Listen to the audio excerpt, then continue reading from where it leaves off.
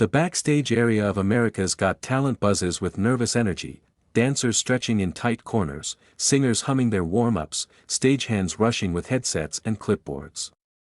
Amid the chaos stands Leah, a petite 17-year-old Filipina with trembling hands and a rounded belly she instinctively shields with her arms. She clutches her contestant number so tightly that the paper begins to wrinkle. Her heartbeat is so loud she wonders if people can hear it over the noise. Every time someone's eyes flick down to her stomach, she feels a sting, curiosity from some, judgment from others. Two dancers whisper to each other, darting glances in her direction. Leah pretends not to notice, but her chest tightens. Her mother, Aling Maritz, stands beside her, smoothing the loose strands of hair from Leah's face. "Anik," she says softly, "remember why you're here. You're doing this for your future, and for your baby." She places a gentle hand on Leah's belly, and for a moment, the world seems quieter. "I know, Ma," Leah whispers, voice cracking. "But what if I mess up? What if they think I don't deserve to be here?" Her mother lifts her chin. "You've survived worse than an audition." Leah nods, taking comfort in the warmth of that truth. She clutches the small silver necklace hanging around her neck, the last thing she has from the baby's father. She rubs her thumb over the pendant, steadying herself. A staff member calls out, "Contestant 1243, you're up in 1 minute." Leah inhales sharply. The reality hits her, she is about to step onto one of the biggest stages in the world, pregnant, scared, but determined to change her life. Her mother squeezes her hand one last time. "Go show them your heart, Anik." And with trembling steps, Leah walks toward the stage entrance. The moment Leah steps onto the massive America's Got Talent stage, the world seems to stretch and shrink all at once. The lights are brighter than she imagined, so bright they almost swallow her. The audience, a sea of unfamiliar faces, becomes a blurred mosaic of colors and silhouettes. She can't tell if they're curious, judgmental, or simply waiting to be entertained.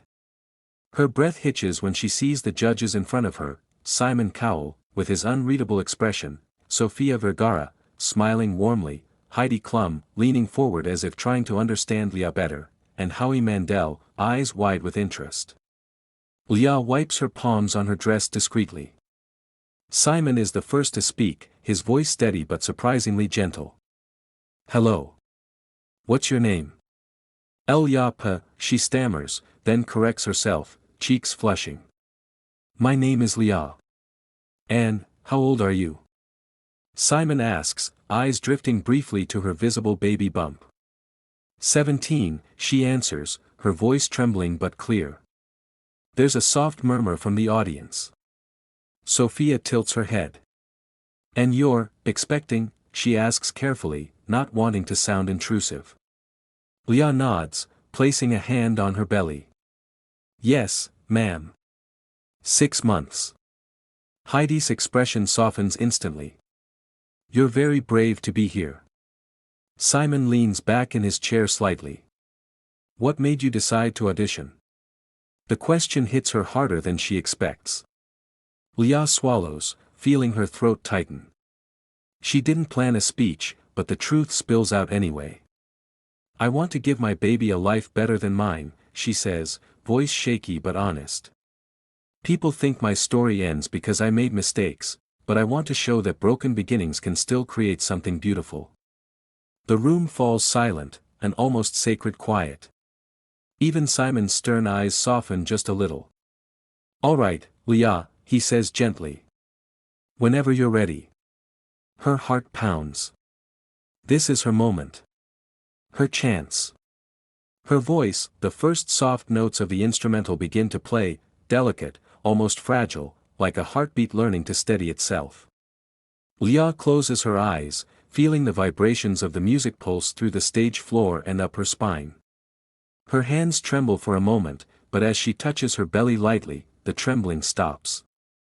She lifts the microphone. A hush falls over the entire auditorium. Her voice starts barely above a whisper, gentle, uncertain, carrying the weight of everything she'd kept hidden. "Para SEO, Kate Akoy Nagamali." The words drift through the air like a prayer. Audience members lean forward, drawn into the vulnerability of the lyrics. Her voice grows stronger as she transitions into the English lines she wrote herself. I thought my world was ending, but then I heard your heartbeat. The spotlight warms her skin, and she finally opens her eyes.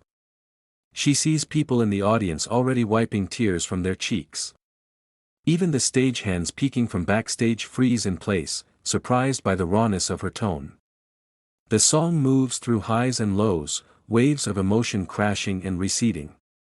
Each lyric is a confession, her fear of being judged, her loneliness when the father of her baby left, the shame she carried, and the hope she now clung to with trembling hands.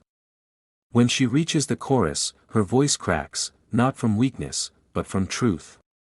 You were my second chance, my tiny miracle, my reason to fight. Sophia presses a hand to her mouth. Heidi's eyes glisten. Howie nods slowly, deeply moved. Even Simon, known for his guarded expressions, looks down for a moment, blinking.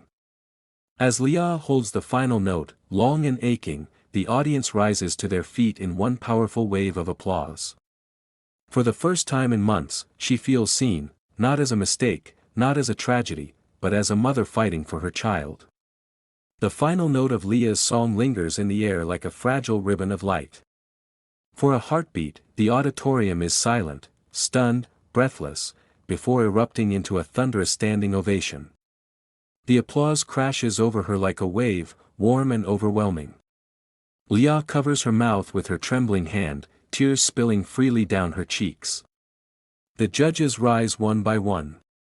Heidi wipes her eyes and is the first to speak. Leah, that was not just a performance. That was a confession. I felt every word. Every emotion. You are so special. Howie leans forward, hands clasped. Some performers sing beautifully. But you, he pauses, searching for the right words, you reminded us what courage sounds like. Sophia nods, her voice breaking. You are young, but you have a heart so big. I saw your love for your baby. I saw your strength. You moved this whole room. Then the room shifts. All eyes turn to Simon. He looks at her for a long moment, his usual sternness softened. Leah, he begins quietly, there are singers who impress me. And then there are singers who touch my soul. His voice lowers, almost gentle. You didn't come here to prove yourself to anyone. You came because you love someone who hasn't even been born yet. That is extraordinary. Leah presses her hand to her belly, overwhelmed. Sophia suddenly stands and places her hands dramatically over the golden buzzer. Leah gasps. The audience screams. Parasio, Sophia whispers, smiling through her tears. She slams the button. Instantly, golden confetti explodes from above, raining down like a blessing. The music swells, lights shimmer, and Leah collapses into sobs, joyful, shaking, unbelieving. Her mother rushes onto the stage, wrapping her in a tight embrace as gold falls around them. For the first time, Leah feels life opening for her, bright, golden, and full of hope. The video of Leah's golden buzzer moment spreads across the internet like wildfire. Clips of her trembling voice, her heartfelt lyrics, and the confetti falling around her fill news feeds worldwide. Yet nothing feels as surreal as the moment she finally lands back in the Philippines. As soon as she steps out of the airport doors, she freezes. A crowd has formed, neighbors, childhood friends, teachers, even strangers who recognized her from the viral video. They hold signs that say, "Proud of you, Leah," and "Para sa'yo." Small children wave tiny golden paper stars. Some mothers pull her into warm hugs, whispering, "Kaya mo, yan, anak." Leah clutches her mother's hand, overwhelmed. She had left home carrying shame and fear, now she returns carrying hope. Back in their barangay, people gather in the narrow street, offering food, smiles, and congratulations. Someone plays her song on a small speaker. The tune floats through the humid provincial air, mixing with laughter and the sound of tricycles passing by. For the first time in months, Leah feels safe, truly safe. Weeks later, on a quiet evening, Leah sits by the window of their small home. The electric fan hums softly. The room smells faintly of baby powder and warm blankets. She cradles her newborn daughter, Amara, who sleeps peacefully with tiny fingers curled around Leah's necklace. Leah hums the melody of Para Sayo, her voice softer, fuller, shaped by love rather than fear.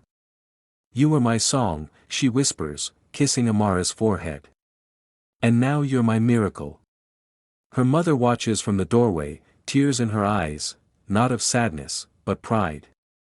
Outside, life continues, roosters crow, neighbors chat, children run. But inside their little home, a new chapter begins.